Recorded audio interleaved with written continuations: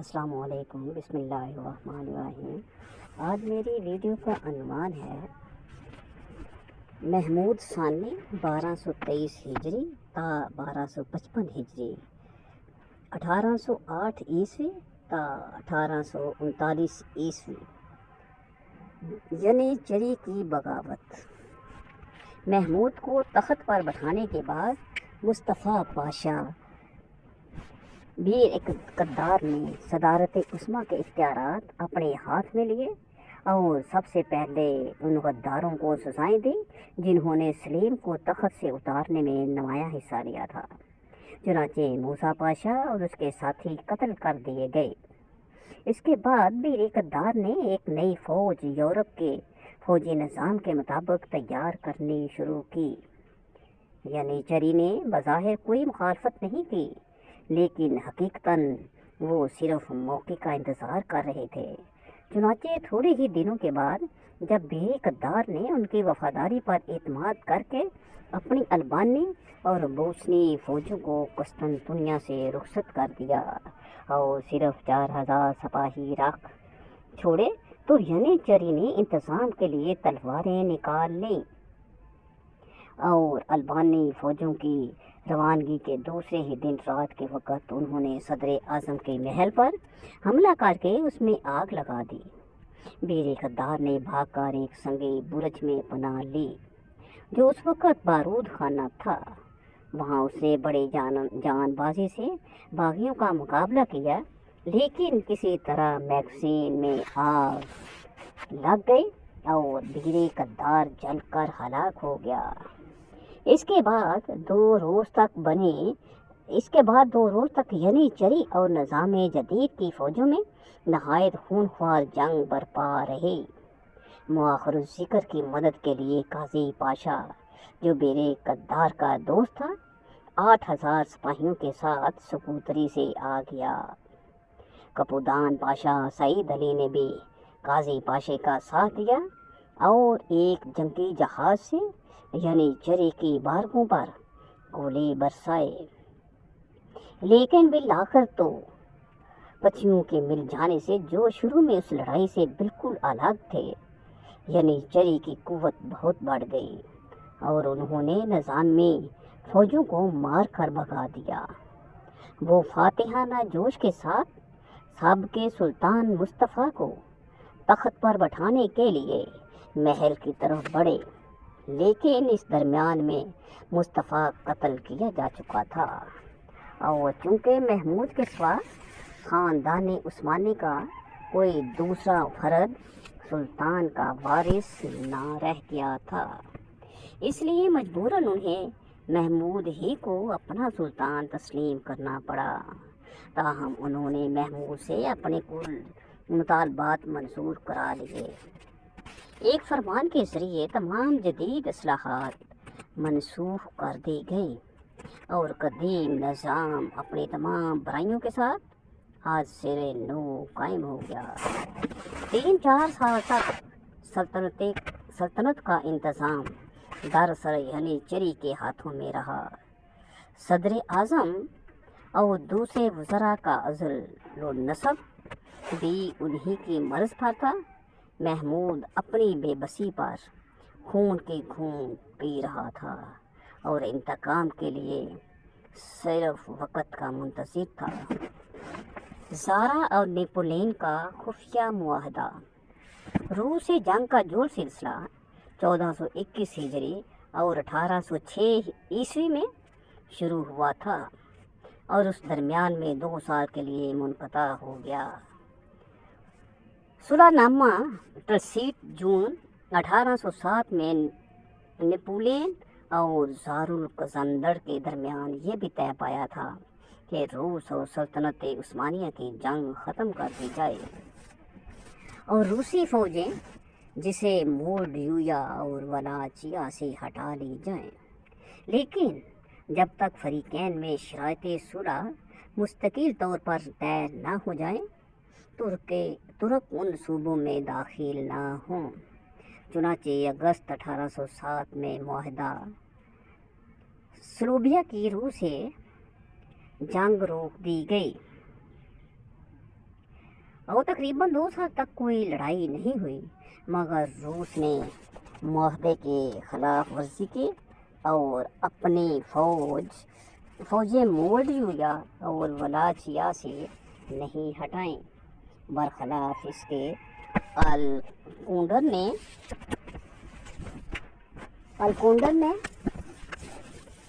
Napoleon से एक खुफिया मुआहदा करके उन सूबों को अपनी सल्तनत में शामिल करने की कोशिश की।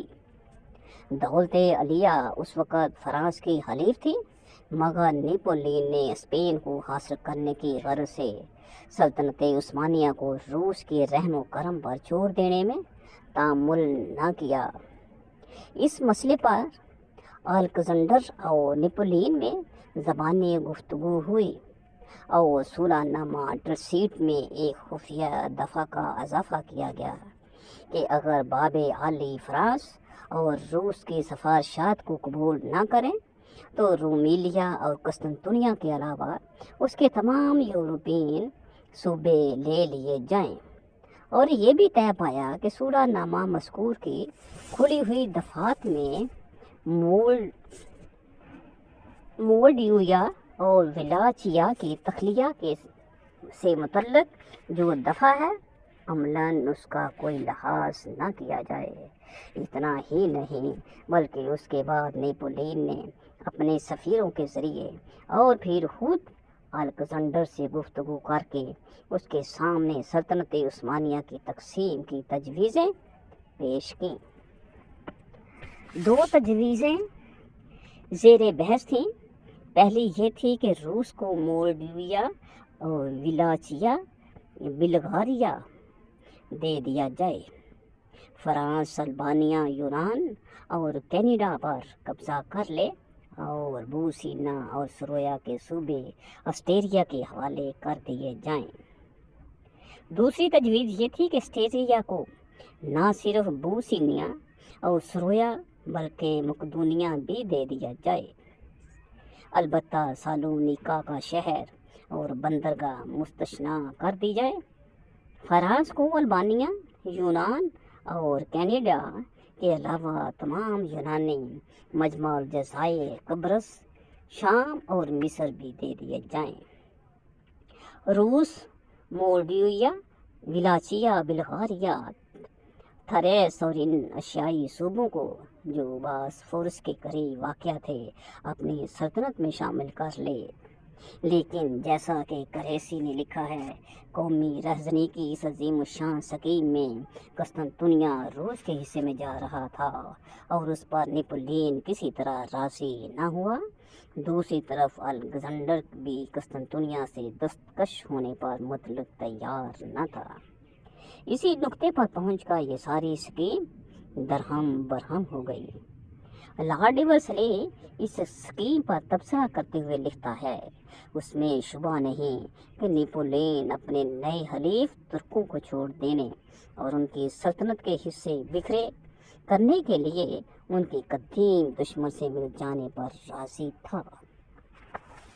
तारीख में गद्दारी की उससे बड़ी मिसाल नहीं मिल सकती। इंग्लिस्तान से सुलह इन तजवीज़ों की नाकामी के बावजूद मोल्डोवा और वलाचिया पर रूसी फ़ौजों का कब्ज़ा बदस्तूर कायम रहा। ऑस्ट्रिया के लिए ये सूरत हाल नहायत तशवीशनाक थी। इसे रूस और फ्रांस की साजिश और उनके खुफिया मंसूबों का शुबा हो गया था। ये देख कर के इंग्लिस्तान ही एक ऐसी ताकत है जो दौलत उस्मानिया से मुतहिद होकर फ्रांस और रूस के मंसूबों को नाकाम रख सकती है, और इस तरह ऑस्ट्रिया के सर से वो ख़तरा दूर हो सकता है जो मोल्डोवा और वलाचिया पर रूस के कब्ज़े से कायम था। उसने दौलत अलिया और इंग्लिस्तान के दरमियान सुलह कराने की कोशिश की। चुनाचे उसी की वसातत से जनवरी 1809 में सुलहनामा दरदानियाल का तकमला हो गया। रूस से जंग रूस के रवैये से तुर्कों में सख्त बरहमी फैली हुई थी। चुनाचे जब उनकी ख्वाहिश के मुताबिक बाबे आली ने जंग का ऐलान किया तो सल्तनत का हर हिस्से से बाकसरत रज़ाकार मुहाज पर जाने के लिए जमा होने लगे। लेकिन फौज का निज़ाम इस कदर ख़राब था कि उन पर जोश रज़ाकारों की खिदमत से ज़्यादा फ़ायदा न उठाया जा सका। 1809 में रूसी जनरल बगरेशिन ने दरियाए डैनूब को अबूर करके मुअत्तल के किलों पर कब्जा कर लिया। दूसरे साल सिलिस्ट्रिया के अहम किले पर भी रूसियों का कब्जा हो गया। इसके बाद उन्होंने रोस्तजीक पर हमला किया, लेकिन वहां उन्हें शदीद नुकसान के साथ पसपा होना पड़ा। मगर उसी साल उन्होंने सदर आज़म की फ़ौज को शिकस्त देकर रुइस्तहिक पर दोबारा हमला किया। अब के बार वो कामयाब रहे और रूस तजिक के अलावा सेबिस्टो और बाज़ दूसरे किलों पर भी उनका कब्जा हो गया। सेबिस्टोआ के बाद उन्होंने शुमला पर कब्जा करने की कोशिश की, जो कोहे बिल्कान को अबूर करने के लिए ज़रूरी था, लेकिन इसमें वो कामयाब ना हो सके। इस दरमियान में अलेक्जेंडर और नेपोलियन के तल्लुकात कशीदा हो गए थे। 1811 में अलेक्जेंडर को नेपोलियन की तरफ से इस हद तक खतरा लाहक हुआ कि उसने सल्तनत उस्मानिया के खिलाफ रूसी फौजों की जारहाना इक़दाम को बिल्कुल रोक दिया और अपने जनरलों को हुक्म दिया कि सिर्फ मुदाफ़ाना जंग जारी रखें। तुर्क बड़ी बहादुरी से लड़ते हुए आगे बढ़ते गए, यहाँ तक कि उन्होंने दरियाए डैनूब को अबूर कर लिया, मगर अपने अफसरों की नाअहली की वजह से उन्हें आखिर में शिकस्त हुई। ये वो वक़्त था जब अलेक्जेंडर को हर लम्हा नेपोलियन के हमले का अंदेशा था और वो अपनी तमाम क़ुव्वतें इसके मुकाबले के लिए महफूज रखना चाहता था। इसलिए फतह याब होने के बावजूद उसने बाबे आली से सुलह की गुफ्तगू शुरू कर दी, मगर चूँकि वो बसर आबिया के अलावा मोल्डिविया और विलाचिया के लेने पर भी मिस्र था और महमूद ने ये मुतालबा सख्ती से मुस्तरद कर दिया, इसलिए सुलह की कोशिश इब्तदा में नाकाम रही।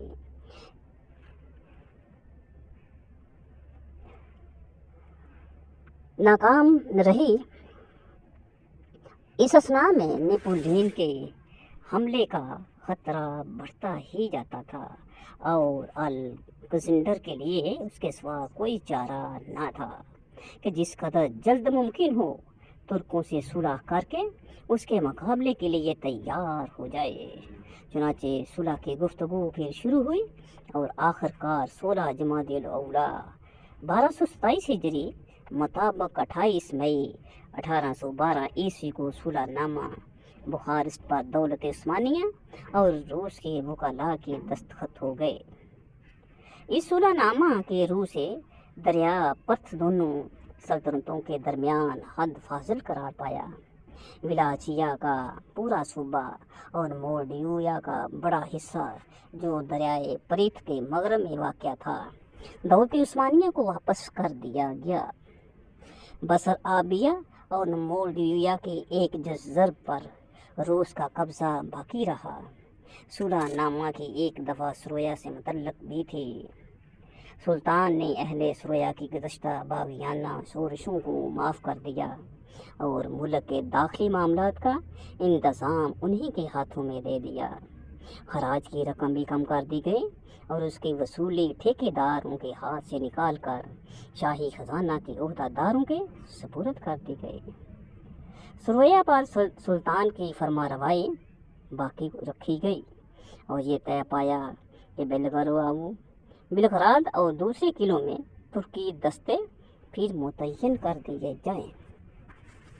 लेकिन सुरैया इस फैसले से मुतमिन ना हुआ और थोड़े ही दिनों के बाद उसने फिर बगावत शुरू कर दी। किलों पर सरवी फौजों का कब्जा था। बाबे अली ने मुआहदे के बामूजब उनके तख्लिया का मुतालबा किया। अहले सुरैया ने उसके जवाब में हुकूमत खुद इख्तियारी की तफवीज़ चाही। हर फरीक अपने मुतालबे की तामील को मुकदमा करार देता था। नौबत यहाँ तक पहुँची कि 1813 में सुल्तान ने सुरैया के किलों पर कब्जा करने के लिए एक फौज रवाना की। खुर्राए जाज ने फिर अलमे बगावत बुलंद किया, लेकिन अब की बार वो बहुत जल्द हिम्मत हार गया और अपना तमाम जवाहर दफन करके सुरैया से भाग गया और ऑस्ट्रेलिया की सल्तनत में पनाह ली। तुर्कों ने सुरैया के अक्सर हिस्सों पर कब्जा कर लिया। उम्मीद थी कि पूरे सूबे पर उनका तसल्लुत हो जाएगा, लेकिन खुर्राए जाज के फरार होने के बाद मैलूश ओबरेनियोविच नामी एक दूसरा कौमी सरदार सामने आ गया, जिसने 1815 में अहले वतन को मुनज़्ज़म करके नहायत बहादुरी के साथ तुर्कों का मुकाबला किया और चंद ही महीनों में तुर्की दस्तों को शिकस्त देकर सुरैया के तमाम इलाकों से निकाल दिया। सिर्फ किलों पर तुर्कों का कब्जा बाकी रह गया। दूसरे साल सुल्तान ने एक और फौज रवाना की, लेकिन ये सरहद ही तक पहुंचकर रुक गई और सुलह की गुफ्तगू शुरू हो गई, जिसका सिलसिला कई साल तक जारी रहा। वाक़या ये था कि बाब अली उस वक़्त ज़्यादा फौजें सुरैया में भेजने के लिए तैयार न था। नेपोलियन की फतूहात का खात्मा वाटरलू की शिकस्त और उसकी गिरफ्तारी पर हो चुका था और यूरोप की बड़ी बड़ी सल्तनतें वियना में एक कांग्रेस मुनक्कद करके यूरोप का नक्शा आज सिरे नो मरतब कर रही थी। उस कांग्रेस में दौलत उस्मानिया शरीक नहीं की गई, लेकिन सुरैया का एक वफद जो मदद की दरख्वास्त लेकर गया था बारियाब किया गया। रूस, ऑस्ट्रिया और पर्शिया के फरमारवाओं का इत्तेहाद मुक़द्दस बाबे आली की तशवीश का बाइस था, क्योंकि रूस को हमला करने के लिए सिर्फ बहाने की ज़रूरत थी और सुरैया की हमायत दौलत उस्मानिया को नुकसान पहुंचाने का एक अच्छा ज़रिया थी। उन हालात में महमूद ने मुनासिब समझा कि जंग जारी रखने के बजाय सुरैया वालों से सुलह कर ली जाए। सुलहनामा में अहले सुरैया को आम माफ़ी दी गई। मुहासल की वसूली उन्हीं के सपुर्द कर दी गई। 12 सरदारों का एक दीवान कायम करके हर सरदार के इंतखाब का हक उसके ज़िले के बाशिंदों को दिया गया। मुल्की, मजहबी और अदालती खुद इख्तियारी तस्लीम कर ली गई और अहले सुरैया को हथियार रखने की इजाज़त और अपना एक अमीर मुंतखब करने का हक अता किया गया। सुरैया पर सुल्तान की फरमारवाई अब भी कायम रखी गई। गोया फरमारवाई सालाना खराज और बिलखराद नीस चंद दूसरे किलों पर कब्जा रखने तक महदूद थे। खुर्रा जाज ने तुर्कों को शिकस्त की खबर सुनकर फिर वतन का रुख किया। 1817 में वो खुफिया तौर पर सुरैया की सरहद में दाखिल हुआ, मगर वहाँ अब मैलूश की हुकूमत थी। खुर्रा जाज की वापसी से मैलूश को तशवीश पैदा हुई, क्योंकि पहली जंग आज़ादी में उसकी शुजाअत और जान फरोशाना खिदमात ने अहले सुरैया के दिलों पर उसकी मोहब्बत और एहतराम के जो नकूश बढ़ा दिए थे, वो दूसरी जंग में उसके फरार हो जाने के बाद भी बिल्कुल महव नहीं हुए थे। मैलूश ने अपनी सरदारी को ख़तरे में देखकर खुर्राए जाज को फरेब से कत्ल करा दिया और अपनी वफादारी के सबूत में उसका सर काट कर बाबे आली में भेज दिया।